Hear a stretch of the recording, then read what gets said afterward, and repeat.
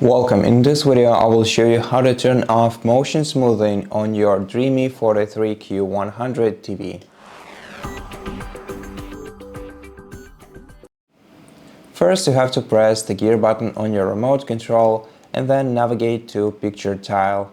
Here in picture tile menu you're going to have to navigate down to advanced settings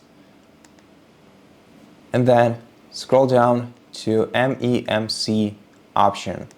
Select it and set the effect to off.